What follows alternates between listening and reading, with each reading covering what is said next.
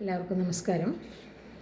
രാമായണം 10ാം ദിവസത്തിലേക്ക് കടക്കുമ്പോൾ സീതാപഹരണത്തിനുള്ള സമയമായി. രാവണൻ മാരീചൻ്റെ സഹായം തേടി എത്തിയിരിക്കുകയാണ്. സൂര്യൻ ഉദിച്ചതും രാവണൻ തേരിൽ കയറി മാരീചാശ്രമത്തിലെത്തി. രാമനാമം ജപിച്ച് സമാധിയിലിരിക്കുന്ന മാരീചനെ ഉണർത്തി. തൻ്റെ സങ്കടങ്ങളും ആവശ്യവും അറിയിച്ചു. രാമൻ തൻ്റെ സഹോദരിക്ക് അംഗഭംഗം വരുത്തി 3.25 നാഴിക നേരം കൊണ്ട് രാക്ഷസപ്പടയെ നിശ്ശേഷം നശിപ്പിച്ചു. രാമപത്നിയായ സീതയെ ലങ്കയിലേക്ക് കൊണ്ടുവരാനാണ് എൻ്റെ തീരുമാനം. അതിന് മാരീചൻ്റെ സഹായം വേണം. സ്വർണ്ണ നിറം കൊണ്ട ഒരു മാനായി ചെന്ന് സീതയെ മോഹിപ്പിക്കണം. രാവണൻ്റെ വാക്കുകൾ കേട്ട് മാരീചൻ ഭയന്ന് വിറച്ചു. പലതും പറഞ്ഞു ഒഴിയാൻ നോക്കി. രാമമഹാത്മ്യം വിസ്തരിച്ച് രാവണനെ പിന്തിരിപ്പിക്കാൻ ശ്രമിച്ചു. രാവണന് ക്രോധവും വാശിയും വർദ്ധിച്ചതേയുള്ളൂ. മാരീചന് നേരെ രാവണൻ വാളോങ്ങി.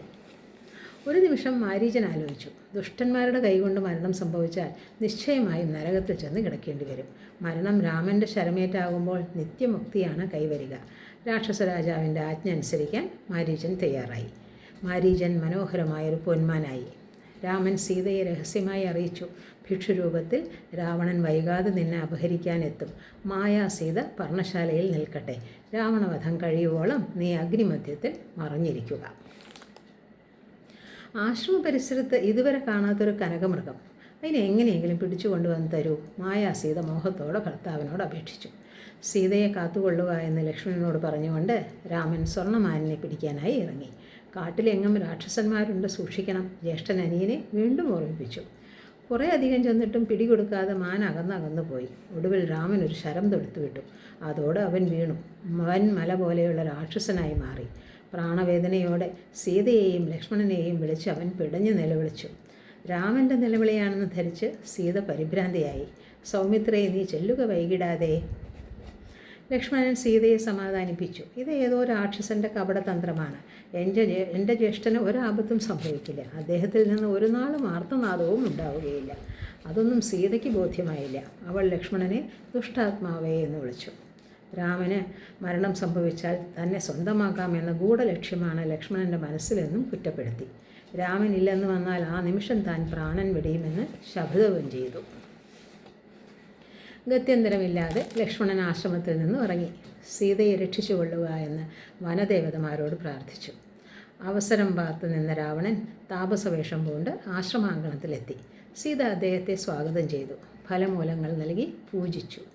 മുനിയുടെ ചോദ്യത്തിന് മറുപടിയായി തൻ്റെ വർത്തമാനമെല്ലാം സീത വിശദമായി പറഞ്ഞു. രാവണനും താൻ ആരാണെന്നും തൻ്റെ ഉദ്ദേശം എന്താണെന്നും വെളിപ്പെടുത്തി. തൻ്റെ കൂടെ ലങ്കയിലേക്ക് പോരാൻ സീതയെ നിർബന്ധിച്ചു. സീതയുടെ അഭ്യർത്ഥനയൊന്നും രാവണൻ ചെവി കൊണ്ടില്ല. വർദ്ധിച്ച കോപത്തോടെ അവൻ തൻ്റെ യഥാർത്ഥ രൂപം പ്രകടമാക്കി. സീതയെ കൊണ്ടേ പോകൂ എന്ന വാശിയോടെ മുന്നോട്ടാഞ്ഞു. സീത ഭയത്തോടെ മുഖം പൊത്തിക്കൊണ്ട് രാവണനെ ശപിച്ചു. രാമബാണങ്ങൾ കൊണ്ട് മാറിടം പിളർന്ന് നീ ഭൂമിയിൽ വീഴാനുള്ള കാരണം ഇത് മാത്രം മതി. സീതയെ ബലമായി തേരിൽ കയറ്റി രാവണൻ ആകാശമാർഗത്തിലൂടെ പാഞ്ഞുപോയി. സീതയുടെ വിലാപം കേട്ട് ജടായു ഊക്കോടെ പറന്നെത്തി. രാവണൻ്റെ വഴി തടഞ്ഞു. അവർ തമ്മിൽ ഘോരമായ സംഘട്ടനം തന്നെ നടന്നു. രാവണൻ ചന്ദ്രഹാസം എന്ന തൻ്റെ വാളുകൊണ്ട് പക്ഷീന്ദ്രൻ്റെ പക്ഷങ്ങൾ അറുത്തു. ജടായു ഭൂമിയിൽ പതിച്ചു. രാക്ഷസ രാജാവ് ജാനകിയെയും കൊണ്ട് ദക്ഷിണ ദിക്കിലേക്ക് യാത്ര തുടർന്നു. താഴെ വീണ് കിടക്കുന്ന വിശ്വസ്തനായ ജടായുവിനെ നോക്കി സീത കണ്ണീർ വാർത്തു. രാമനെ കണ്ട് വർത്തമാനമെല്ലാം ധരിപ്പിക്കുന്നതുവരെ നീ ജീവനോടെ ഇരിക്കും. സീത നിശബ്ദം ജടായുവിനെ അനുഗ്രഹിച്ചു. വഴിനീള സീത വാവിട്ട് കരഞ്ഞു. ആരും അവളുടെ രക്ഷയ്ക്കെത്തിയില്ല. നിഷ്കളങ്കനായ ലക്ഷ്മണനോട് അരുതാത്തത് പറഞ്ഞതിനുള്ള ശിക്ഷയാണ് താൻ അനുഭവിക്കുന്നതെന്ന് പറഞ്ഞ് സീത വിലപിച്ചു. ഏതോ മലമുകളിൽ 5 വാനരന്മാർ കൂടി നിൽക്കുന്നത് പൊടുന്നനെ സീതയുടെ ശ്രദ്ധയിൽപ്പെട്ടു. ദേവി തൻ്റെ ആഭരണങ്ങളെല്ലാം അഴിച്ച് ചേലയുടെ ഒരു തുണ്ട് കീറിയെടുത്ത് അതിൽ പൊതിഞ്ഞു കെട്ടി താഴേക്കിട്ടു.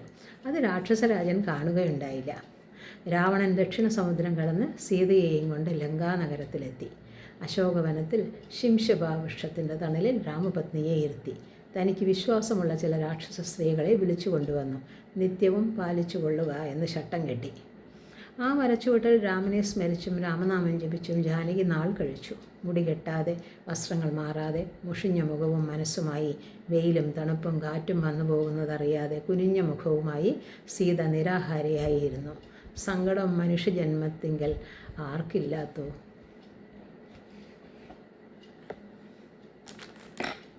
മാരീചനെ കൊന്ന് രാമൻ തിടുക്കത്തിൽ ആശ്രമത്തിലേക്ക് തിരിച്ചു. വഴിയിൽ വെച്ച് തന്നെ ലക്ഷ്മണൻ തന്നെ തേടി വരുന്നത് കണ്ടു. ഉൾക്കണ്ണുകൊണ്ട് രാഘവൻ സകലതും മനസ്സിലാക്കി. രാക്ഷസ രാജാവ് മായാസീതയെ കൊണ്ടുപോയി കഴിഞ്ഞു. പാവം ലക്ഷ്മണന് സത്യാവസ്ഥ അറിഞ്ഞുകൂടാ. അതുകൊണ്ട് താൻ ഒരു സാധാരണ മനുഷ്യനായി ദുഃഖവും നിസ്സഹായതയും അഭിനയിക്കുക തന്നെ. ലക്ഷ്മി ദേവിയുണ്ടോ മറ്റാർക്കും ലഭിക്കുന്നു? ലക്ഷ്മണനെ മുന്നിൽ കണ്ടതും രാമൻ ചോദിച്ചു, പർണശാലയിൽ സീതയ്ക്ക് ആരാ തുണയുള്ളൂ? സീത തന്നെ ശങ്കിച്ചതും ശകാരിച്ചതും രാമൻ്റെ സഹായത്തിനായി നിർബന്ധിച്ചതുമെല്ലാം കണ്ണീരോടെ ഗദ്ഗദത്തോടെ ലക്ഷ്മണൻ ജ്യേഷ്ഠനെ അറിയിച്ചു. രണ്ടുപേരും കൂടെ വേഗത്തിൽ ആശ്രമത്തിലെത്തി. ഭയന്നതുപോലെ തന്നെ സംഭവിച്ചു. അവിടെ എങ്ങും അവർക്ക് സീതയെ കാണാനായില്ല. രാക്ഷസന്മാർ പിടിച്ചുകൊണ്ടുപോയോ അതോ തിന്നു കളഞ്ഞിരിക്കുമോ? രാമൻ നിലവിട്ട് കരയാൻ തുടങ്ങി. കാട്ടിലെങ്ങും അവർ സീതയെ അന്വേഷിച്ചു നടന്നു. മൃഗങ്ങളോടും പക്ഷികളോടും വൃക്ഷങ്ങളോടും വനദേവതമാരോടും ദുഃഖാർത്തനായി രാമൻ ചോദിച്ചു, നിങ്ങൾ ആരെങ്കിലും കാണുകയുണ്ടായോ ജനകപുത്രിയായ എൻ്റെ സീതയെ? അങ്ങനെ തിരഞ്ഞു നടക്കുന്നതിനിടയിൽ കണ്ടു കാട്ടുവഴിയിൽ ഘോരമായൊരു രൂപം. ജാനകിയെ തിന്ന് തൃപ്തനായി കിടക്കുന്ന രാക്ഷസനാണ് അവൻ എന്ന് രാമൻ ഉറപ്പിച്ചു. കൊല്ലാനായി അടുത്തു ചെന്നപ്പോഴാണ് മനസ്സിലായത് അത് രാവണൻ ചിറകറുത്ത് താഴെയിട്ട ജടായുവായിരുന്നു. രാവണൻ ദേവിയെ അപഹരിച്ച് തേരിൽ കയറ്റി തെക്കേ ദിക്കിലേക്ക് പോയ കാര്യം ജടായു രാമനെ അറിയിച്ചു. തനിക്ക് വേണ്ടി പ്രാണത്യാഗം ചെയ്യാൻ തയ്യാറായ പക്ഷിരാജനെ രാമൻ കാരുണ്യത്തോടെ തലോടി ചേർന്നിരുന്നു. നല്ലത് വരുവതിനായി അനുഗ്രഹിക്കണം, ജടായു രാമനോട് പ്രാർത്ഥിച്ചു. രാമനെ കണ്ടുകൊണ്ട് അവിടുത്തെ തലോടലേറ്റുകൊണ്ട് ജടായു പ്രാണൻ വെടിഞ്ഞു. ലക്ഷ്മണൻ ചിതയൊരുക്കി സ്നാനം കഴിച്ചു വന്ന് പക്ഷീന്ദ്രൻ്റെ സംസ്കാരം നടത്തി ശേഷക്രിയകൾ നിർവഹിച്ചു. ദിവ്യരൂപം പൂണ്ട ജടായു ദിവ്യസ്തുതികളാൽ ശ്രീരാമനെ വന്ദിച്ച് വിഷ്ണുപദം പ്രാപിച്ചു. സീതയുടെ അന്വേഷണം തുടർന്ന് കേൾക്കാം.